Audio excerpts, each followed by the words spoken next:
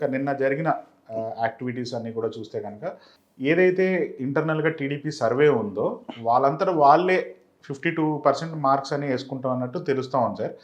అలా internal surveys గతంలో ఎవరైతే ఎలక్షన్స్ ముందు రైజ్ అనే సర్వే ఏదైతే చేసిందో వాళ్ళు కొంచెం నెగిటివ్గా ఇచ్చినట్టే ఫీడ్బ్యాక్ అనిపిస్తుంది. ఈ 52% అనేది పాజిటివ్ మార్క్స్ వేసుకున్నట్టు అంటారా, లేకపోతే ఐవీఆర్ఎస్ సర్వేస్ ఏదైతే ఇంటర్నల్గా వాళ్ళు చేశారో ఫోన్స్ ద్వారా దాని ద్వారా 52% వచ్చిందంటారా సార్? చాలామంది నాకు తెలిసిన వాళ్ళు కూడా ఎవరు కూడా దానికి ఆన్సర్ చేయడానికి నెంబర్స్ ప్రెస్ చేయడానికి ఇష్టపడలేదు దాన్ని. ఈ సర్వేస్ని ఎట్లా కన్సిడర్ చేయాలి సార్ మనం? ఐబీఆర్ఎస్ సర్వీస్ చాలా ప్యాథటిక్గా ఉన్న దగ్గర టు మేకప్ దట్ ఈ రైజ్ సర్వేతోనూ వాటితోనూ, ఎందుకంటే లాస్ట్ టైం వాళ్ళకి చాలా అడ్వాంటేజ్ సిచ్యువేషన్స్ ఇచ్చారు. KK and as well as rise survey రెండు అయితే అసలు ఊహకందని సర్వేలే రెండును. అంటే అంత మెటిక్యులస్గా అంత క్యాల్కులేటివ్గా యాక్యురేట్ ఫిగర్స్ ఇచ్చారు. ఇక్కడ ఈరోజు ఉన్న సర్కమ్స్టాన్సెస్లో ఐవీఆర్ఎస్ సర్వేని బ్యాలెన్స్ చేస్తూ వాళ్ళు కూడా గ్రౌండ్ లెవెల్లో వాళ్ళు తీసుకునే ఇన్ఫర్మేషన్స్లో కేకే గారు అయితే చాలా క్రిస్టల్ క్లియర్గా చెప్పారు. It's really a measurable performance. This 1 ఇయర్లో అవినీతి 100% జరగలేదన్నది ఎవడైనా అంటే ఇంకంతకన్నా పెద్ద జోక్ ఇంకోటి లేదని కూడా చెప్పారు. సో అండ్ బేసిక్ పాయింట్స్ అంటే రీసెంట్ డెవలప్మెంట్స్లో రైస్ సర్వే కూడా ఈ రేషన్ షాప్ ఎఫెక్ట్ కూడా చాలా క్రిటికల్గా తీసుకుంది, ట్రూ అప్ ఛార్జెస్ ఎఫెక్ట్ తీసుకుంది, అలా ఇండివిజువల్ పర్ఫార్మెన్స్ ఆఫ్ ఎమ్మెల్యేస్ తీసుకుంది, అలాగే మినిస్టర్స్ పర్ఫార్మెన్స్ కూడా తీసుకుని మనల్ని మొత్తం 3 కేటగిరీస్లోనే వేసింది. రెడ్, గ్రీన్, అండ్ మోర్ ఒక 5-6 అంటే ముఖ్యమంత్రి గారికి, ఫైనాన్స్ మినిస్టర్కి, ఇలాంటి వాళ్ళకి వరకు వేళ్ల మీద లెక్కెట్టే వాళ్ళకి మాత్రమే గ్రీన్ ఇచ్చారు, మంచిది ఇచ్చి మిగిలిన వాళ్ళందరినీ అసలు అన్ప్రెడిక్టబుల్ వేలో చూపించింది. 10 మంది మినిస్టర్స్కి అయితే మరి అసలు కాంట్ ఈవెన్ ఇమాజిన్ అన్నట్టుగా చెప్పుకుంటూ వచ్చి ఇప్పుడు ఈ ఎమ్మెల్యేల పర్ఫార్మెన్స్ని ఎంతవరకు లీడ్ అవుతుంది అన్నది ఫస్ట్ ఇయర్ మొత్తం అంతా క్యారీ బ్యాగ్ నుండే బురద ఎత్తుకున్నట్టే కదా.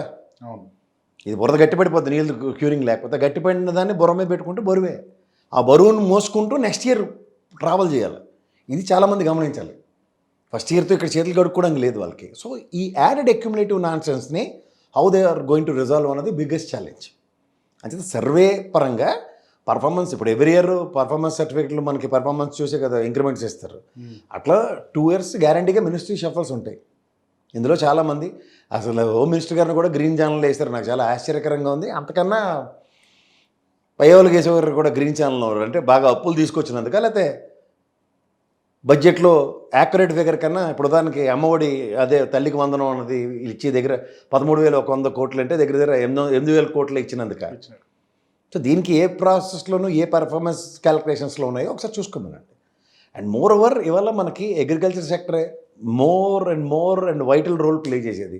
ఇవాళ అగ్రికల్చర్ సెక్టర్ ఇలాగ కుదేలై ఉంది మనది.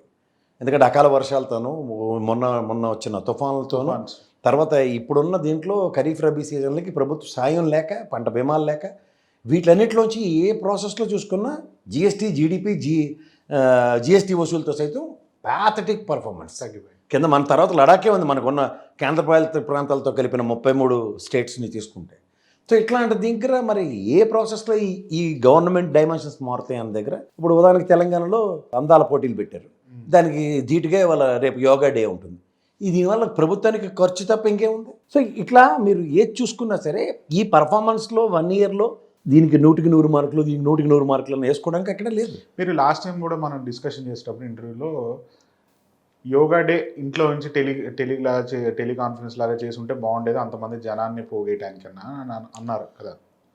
ఇవాళ అదే జరుగుతుంది మళ్ళీ. నిన్న మీరు అబ్జర్వ్ చేస్తే అచ్చెన్నాయుడు గారు గౌరవ ముఖ్యమంత్రి గారి కాన్ఫరెన్స్ ఇప్పుడు దగ్గర 3 lakhs పీపుల్ని గ్యాదర్ చేయబోతున్నారు. ఒక పక్క ముఖ్యమంత్రి గారు చెప్తున్నారు ఈ యోగా ఆసనాలు వేయడం వచ్చిన వాళ్ళు తప్ప ఎవరిని పడితే వాళ్ళు తీసుకురాకండి. పైపచ్చి వాళ్ళు డ్వాక్రా మహిళలకి 500 మందికి 50 మందికి ఒకరిని తీసుకురండి, లేదంటే మీకు 500 రూపాయల పెనాల్టీ అనేది వాళ్ళ క్లాసులు వర్తిస్తున్నారు.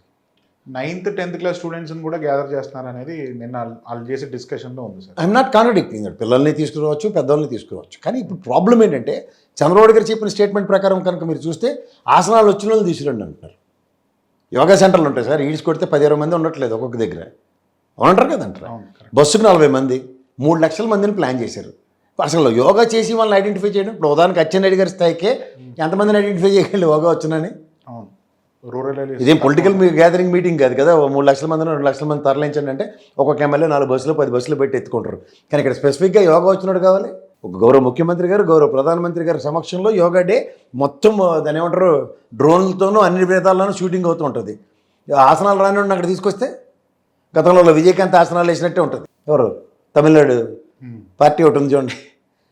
కానీ ఆ సర్వే ఫైనల్గా దాన్ని మనం యాక్సెప్ట్ చేయొచ్చు అంటారా సార్ అసలు 52%? ఇప్పుడున్న పరిస్థితుల్లో అది సర్వే అన్నది ఎలా ఉంటుంది? Too early.